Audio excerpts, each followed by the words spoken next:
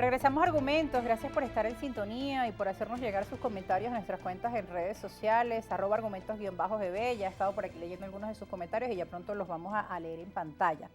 Vamos a revisar en primer lugar un artículo publicado por nuestro invitado de hoy, el profesor Luis Mayor Toro, ex rector de la Universidad Central de Venezuela, titulado así: Río El Limón, La Guaira y las Tejerías. Es un artículo de opinión, ahí lo tienen en pantalla y les cuento brevemente, ¿no?, de qué trata.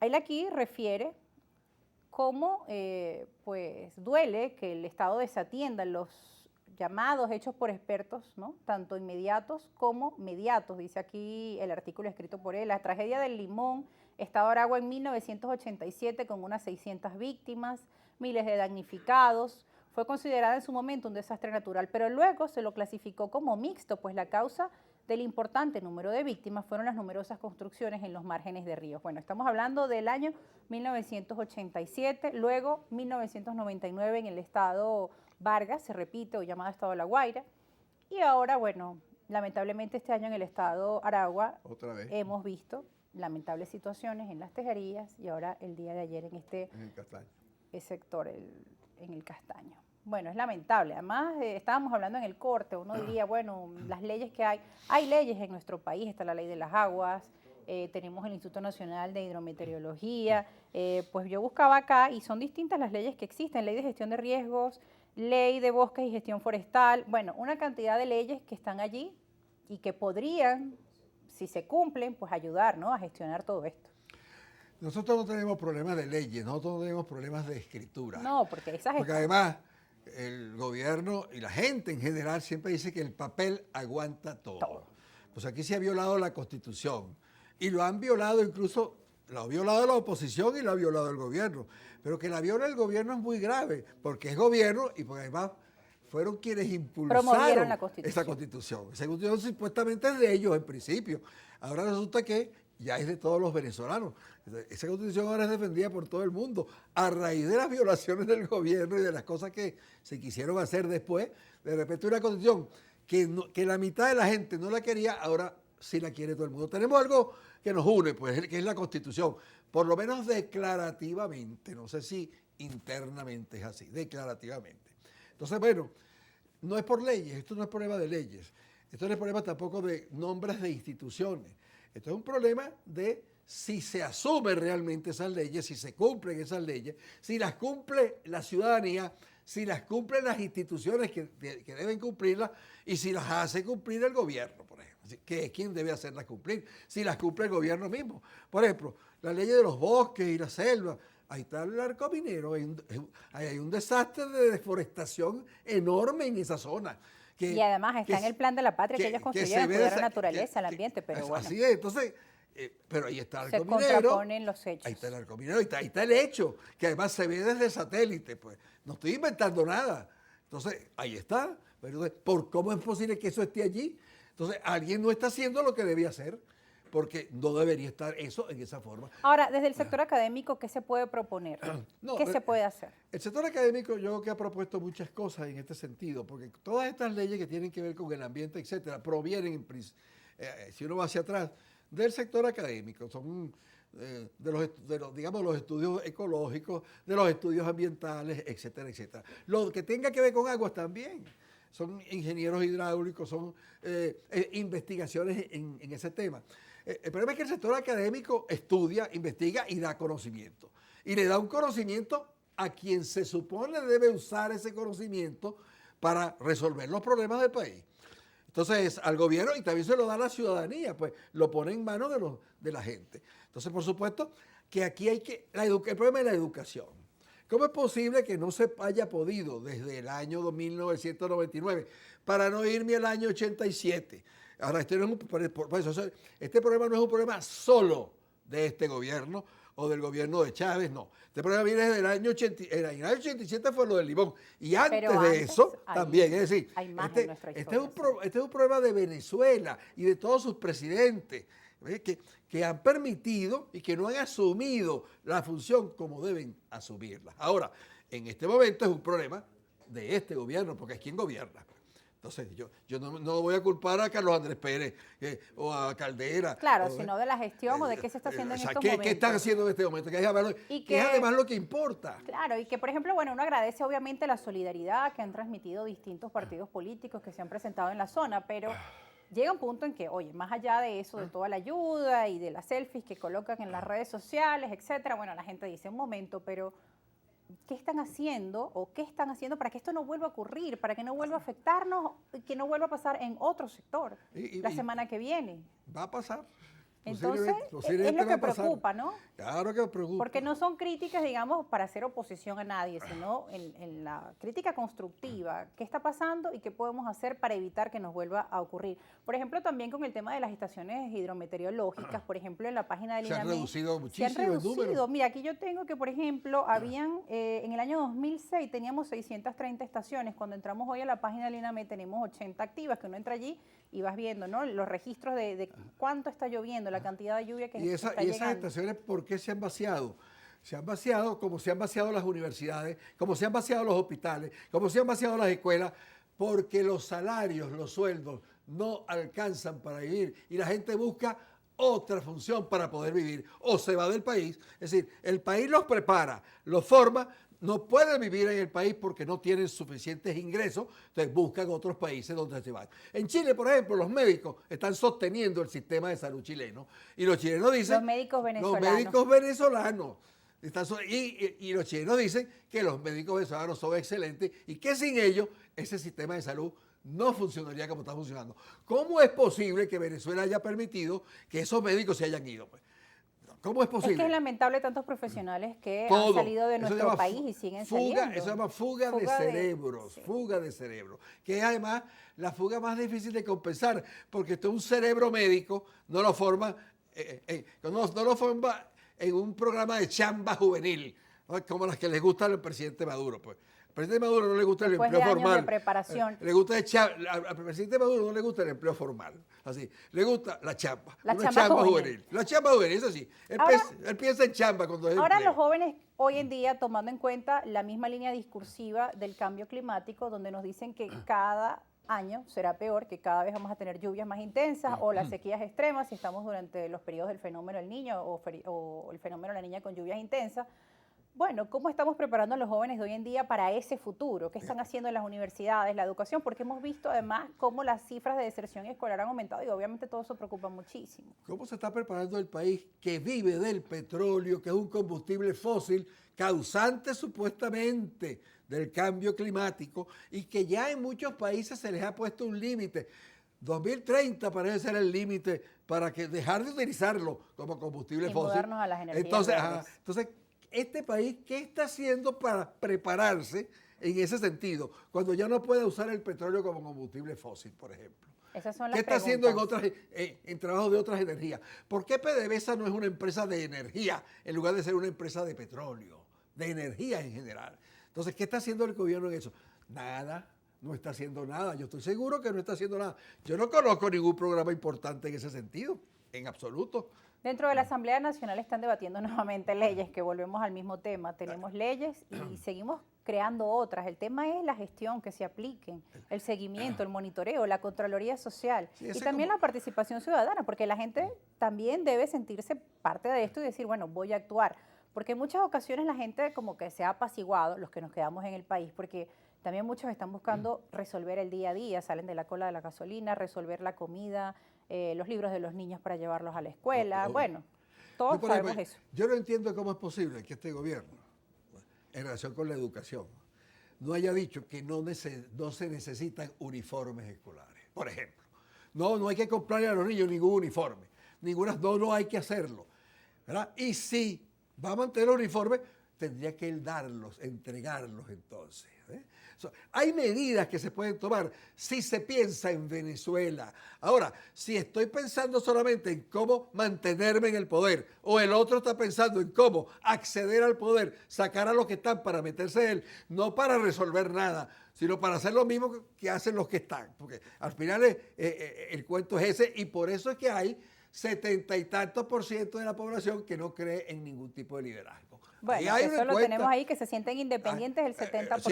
Sí, ni gobierno, ni plataforma unitaria, no ni creen partidos nada. políticos. Y usted agarra los líderes, y todos están muy bajos. Los grandes líderes están muy bajos. 0.1, 0.1, Sí, 0.5. sí, no se cree. Es más, la abstención se está transformando en un fenómeno parecido al colombiano, un fenómeno estructural.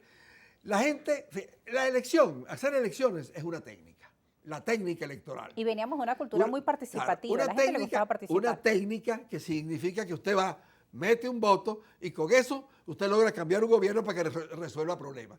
Pero cuando usted mete votos y votos y votos, cambian los gobiernos y no se resuelven los problemas, la gente deja de meter los votos, la gente comienza a abstenerse. Pero también un sector llamó a la abstención en nuestro país, esos se montaron sobre la desesperanza para decir que toda la abstención era debida a ellos, pero no es así.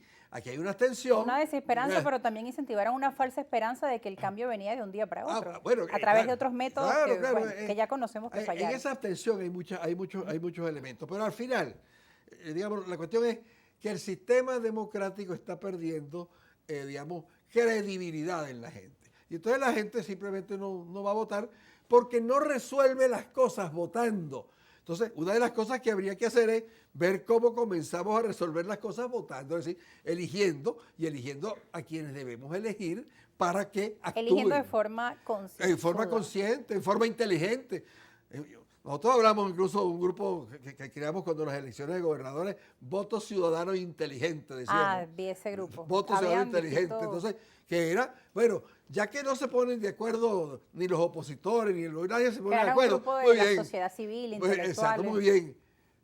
Señor votante, vea usted los candidatos y usted escoja cuál le parece que es el mejor. Y estoy seguro que va a escoger, la mayoría va a escoger el que es el mejor. Escuchar las propuestas. Y así es, escuchar las propuestas y además la historia. Claro. La historia de cada uno. Aquí tenemos un tuit, esto lo escribe el doctor Alejandro Galué, lo saludamos, siempre participa en nuestro programa. Le dice: el gobierno no es responsable de la lluvia, pero sí es responsable de no realizar oportunamente el mantenimiento de drenajes y canalizar los ríos, de reubicar preventivamente a los habitantes en zonas de riesgo y acometer las obras de urbanismo urgente. Y bueno, y ese llamado sigue para los alcaldes. Por ejemplo, aquí en la ciudad capital, veía en el municipio Libertador, en estos días llovía y no habían recogido la basura y los desechos iban rodando por la calle hacia los drenajes porque, bueno, no la habían recogido. Y ante situaciones como las que estamos viendo, ¿qué pasa, no? Ahí está el llamado también. Tiene razón, el tuit que hemos Alejandro Galué. Tiene razón en todo lo que dice, pues. Eso es lo que estamos diciendo aquí, pues. Sí, está comentando, está participando aquí con nosotros, nos saludan. Bueno, agradecemos los saludos que nos hacen llegar. Ahora, volviendo al tema de esa participación consciente del ciudadano, ¿qué ocurre cuando la gente está cansada de participar? ¿Cómo podemos o cómo puede usted sugerir a la gente que se motive, que vuelva a renacer ese... Esa ha sido una pregunta de las 64,000 noches, digamos. Sí, o sea, ¿cómo se recupera esa confianza en la gente? Es muy difícil recuperar la confianza en corto tiempo. Y según las encuestas, el político más popular en nuestro país es Rafael Lacaba. Sí, según las encuestas de Rafael Lacaba, el más popular. Y Maduro está por encima de muchos de la oposición, un rato largo. Sí. Maduro, el presidente, está por encima de un buen parte de la oposición. Porque además son como 30, 40 candidatos de la oposición y que se distribuyen. Pues yo no, digamos, una de las cosas que pienso es que esto no es un problema de corto plazo, a veces ni de mediano. Ojalá nosotros lográramos algunos ponernos de acuerdo en encontrar una persona que en este momento sea, ejemplo de lo que se debe hacer, de por quién se debe votar, para una gestión de transición, pues, que es como yo veo la cosa, ¿no?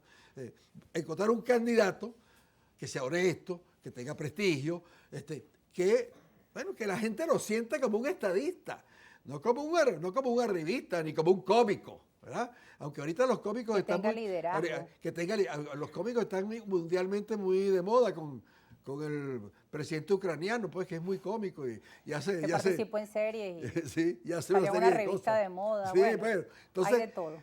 Un candidato serio, que tenga un proyecto, que pueda concitar la unidad, que no sea sectario, que sea incluyente, que sepa que tiene que gobernar en parte con quienes están ahorita, porque eso de pensar que vas a gobernar desplazando a quienes están ahorita y tirándolos al pote de la basura, eso es mentira.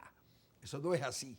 Entonces, en donde se han dado transiciones, todos los países de Europa Oriental, pues, del sistema comunista anterior, de Europa Oriental, donde se dieron las transiciones, fueron siempre sitios donde terminaron gobernando quienes enfrentaban a los gobiernos con gente de esos gobiernos. Incluso muchas veces... Y con una visión de largo plazo, como usted dice, no de corto plazo. Bueno, miren, un proceso largo. En Chile, vamos a decir, no hemos visto tan lejos, en Chile, ¿quiénes gobernó? Gobernó la oposición demócrata cristiana, socialista, etcétera. Pero el ministro de la Defensa seguía siendo, jefe del ejército, perdón, seguía siendo Pinochet. O sea, Pinochet gobernó también en esa transición. Sí, aquí hay que pensar que la transición no es que barrió con lo que estaba. No, eso no es así. La transición va a tener que incorporar a quienes están en gobierno. Es más, y lo ideal sería que hacia el futuro lo mejor de quienes están y lo mejor de quienes vengan puedan alternarse incluso en el gobierno. Puedan gobernar, dejar de gobernar, volver a gobernar, dejar de gobernar, así. Pues. Bueno, es que hemos vivido muchos cambios en nuestro país y también hizo mucho daño a la oposición la presencia de Carmonestanga, ese golpe del año 2001, por ejemplo. Partiendo de ahí, eso también le hizo mucho daño a la oposición. Le hizo daño a la oposición, por supuesto, porque radicalizó al gobierno. Fíjese, el presidente Chávez, hasta 2002, él nada más se preocupó de dos cosas, de la Fuerza Armada y de PDVSA. Y la oposición le puso en bandeja de plata las dos para que él las llegara a controlar totalmente. Con el golpe de Estado del 2002 le entregó la Fuerza Armada. Le entregó la Fuerza Armada y después de ese golpe Chávez controló totalmente la Fuerza Armada. Y con el sabotaje petrolero 2002-2003 entregaron PDVSA. El aparato económico. O sea, ellos son responsables de esas cosas. Tanto Ellos el son gobierno responsables. como ese sector de la oposición. Ese sector de la oposición, que además está actuando así desde siempre, desde el principio. Actuó así desde el principio, no ha cambiado. Es más, en las últimas elecciones hizo perder a sus propios candidatos, a candidatos que eran de ellos. La gobernadora del Táchira no era de Acción Democrática y Ramos Alumno la hizo perder mandando a votar por otro. Solo en Venezuela se podría decir. Entonces es así. Entonces esa posición ha hecho, esa parte de la posición ha hecho lo mismo siempre. La otra posición, la que cree que en la conversación, en el diálogo, etc., yo lo que le recomiendo es que haga más oposición. Le falta más trabajo. Que haga más oposición constructiva, pero que se lo vea como opositor. Porque la propaganda que le hacen es que no es oposición nada, sino que está al servicio del gobierno y que es la oposición que al gobierno le gusta. Sí, porque en medio de la polarización las etiquetas no faltan. Así es. Entonces, tienen ellos que ayudarnos a demostrarle a la gente que ellos sí son oposición. Y sobre todo con acciones, con propuestas tangibles. Con propuestas tangibles, oponiéndose a lo que hay que oponerse y apoyando lo que hay que apoyar. No, claro. no actuando con locura. No actuando, de forma cegada, no actuando, pues. Sí, no siendo beligerantes en cuestiones que no es necesario ser beligerante. Hay cosas con las cuales puede uno acordarse con el gobierno y hay cosas en las cuales no puede. Profesor, se nos acabó el tiempo lamentablemente. Qué lamentable, bueno, búsquele. Agradecemos su participación en este espacio, que es la primera oportunidad que nos tenemos aquí. Vuélvame a invitar. ¿No? Okay. Bueno, así será. Muchas gracias por la invitación. Nos veremos próximamente. Gracias por estar con nosotros. Espero que sus amigos no lo critiquen. No, a mí no me importa la crítica, no importa. Bueno, gracias a ustedes también por estar con nosotros. Ya regresamos con más entrevistas aquí en nuestra edición de Argumentos. Recuerden nuestras cuentas en redes sociales. Gracias por estar con nosotros. Recuerden que en estos momentos en nuestro país necesitamos gente que quiera aportar siempre de forma propositiva, la crítica constructiva, que aporte con acciones, no solo que esas propuestas se queden en el mero debate, en el pensamiento, sino ejecutar. Yo creo que la participación ciudadana es un término también vital en estos días. Nosotros vamos, como ya les dije, a la pausa, ya regresamos con más argumentos, no se aparten.